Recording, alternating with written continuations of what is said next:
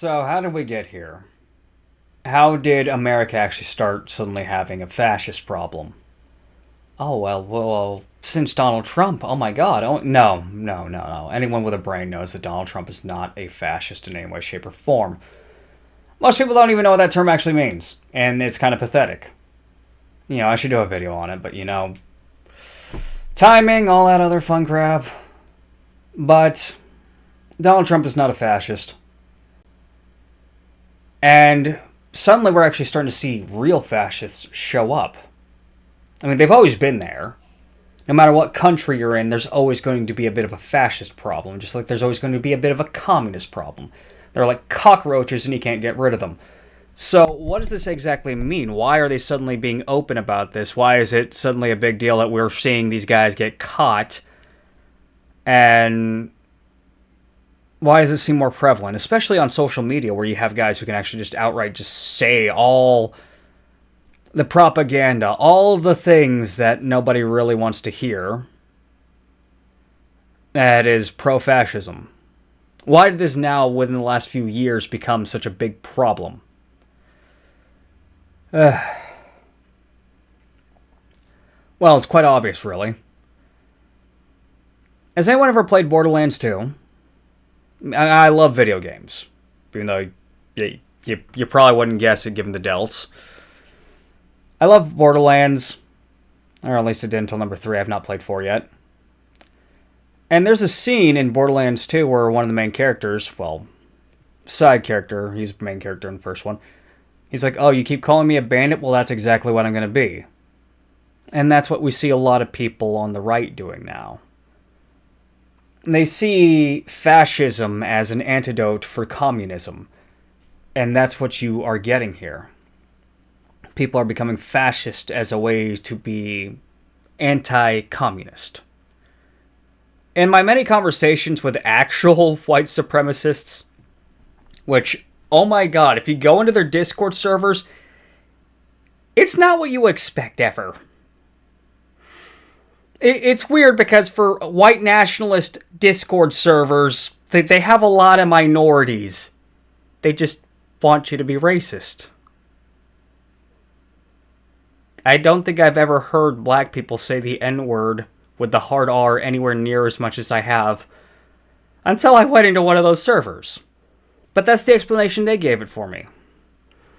They believe that by forcing fascism, through that, they can force people who don't want to work to work. Now, my opinion on welfare, I do not like the idea of my taxpayers going down to people who are never going to try and get off of welfare at all. I despise that. I'm a business owner, and I pay taxes, and I don't like that one bit. I see a lot of single moms do it. I see a lot of people who want to leverage the fact that there are laws that allow them to get welfare incredibly easy because they are not of white color. And this isn't racism. This is just how certain laws are built up, which is kind of racist. I mean, oh, we're going to give you special treatment because you're brown. I mean, I could go on welfare right now. Look at my skin. And so the fascist idea is that we're going to force these people to work. We're going to throw them in the camps. And I see these people growing in numbers. And you see a lot of people who just so happen to have brown skin supporting the bad mustache man, which I find absolutely strange. But you also at the same time see the people who are promoting this the most. I've also been on plenty of incel discords. I'm not an incel, and I've got a girlfriend. Oh, she's wonderful. I can't wait for her to actually move over here. And the thing that I'm noticing with that is that a lot of these guys, they become susceptible to extremism. Usually fascism, because a lot of them already went to the extremism of doing some communistic sort of things, thinking that they're going to get the activist girlfriend that they wanted, and because it doesn't work because she's still banging Chad or Tyrone, they wind up getting pissed off, go looping back, and they go into fascism. Yeah. This is how this works. it seems appealing. Because fascism is supposed to be the opposite of communism. And they keep calling us Nazis, so that's what we're gonna be, right? No. That fascism is weakness. I see the appeal. But I should talk about that in another video, but I'm not going to. Not today. You look at the people who are promoting this, and you look at the people who are utilizing the mass majority of the "we don't like the Das Juden" jokes, the people who are bringing this up, and you know what? We had an event recently where young Republicans got in trouble, and they weren't young, so, I thought the name was a bit of a misnomer. And let me display a few things about them.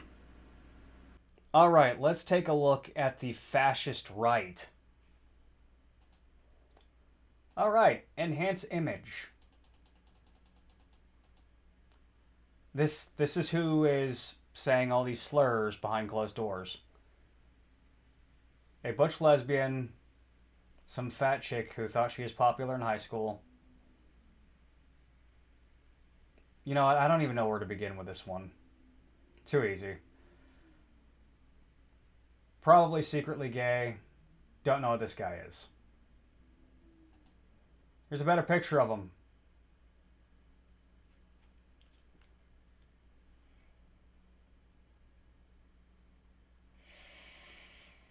Okay, that is not the kind of smile I want to see on somebody representing the Republican Party. And that makes it that much worse. FBI check his hard drives. And here's another one with the fat guy. And here's another fat kid. I mean, here's the one fat... Too easy. Are these the people who you'd be willing to trust your lives with in battle? Or are these people who you think are going to go out on the front lines and actually do something? No, these are the people you hated in high school. Let me just elaborate on that. It's interesting how people who think they are the master race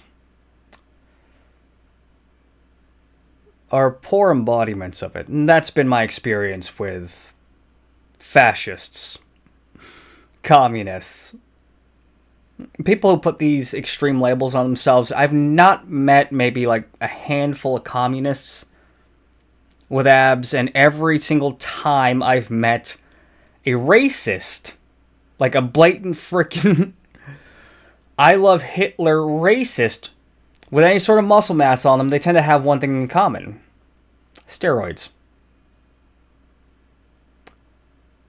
It's interesting. Though I am going to say I see a lot more muscular racists than I do muscular communists. But there's also, the Sazul. The fact of the matter is that these people who say they have your best interests at heart, who decided that, well, we should just force them to work? No, this is incorrect. I think we should remove the benefits, and we should also, at the same time, increase the benefits for companies to hire more individuals. We need to bring jobs back to America. That's one thing that would cause a lot of these problems to go away. You have people who actually work. You give benefits to people for employing workers, but you do it not on the basis of skin color, age, gender, these things. Just, can you do the work? Okay, here you go. Here's money. These sort of things. But, of course, that makes sense, and we can't have that here. Because at these companies, they'll always get somebody paid and bought for, and they'll try to make it so that they could always either A, ship it out to a country where the labor is extra cheap, or B, the social welfare benefit bullshit. And so there's my dissertation on the rise of fascism. It is basically a counterculture, and if we don't pay attention to this as it's on the rise, it's going to be just as much of a problem as the communists. Except these guys seem to know what they're doing. But there's another problem here. This is the right's biggest problem. The right versus the left. The left is a party of really bad ideas. The right is a party of almost no ideas. This is one of the reasons why you got a bunch of guys suddenly idolizing Hitler. Because they can't come up with anything on their own. Because they're stupid. Whereas you got these people, 99 out of 100 of the left's ideas are not going to work, and they're not even going to pay attention to why it's not going to work, and they're going to fuck things up. So, that is why we suddenly have fascism as an issue. That's why you have Nick Fuentes suddenly becoming mainstream, trying to fill the void where Charlie Kirk once left it, which I find interesting. How is it that a gay Mexican is now the voice of the far right? I don't know. Like, Kanye West literally admitted to sucking his cousin's dick, yet Nick Fuentes is the gay one.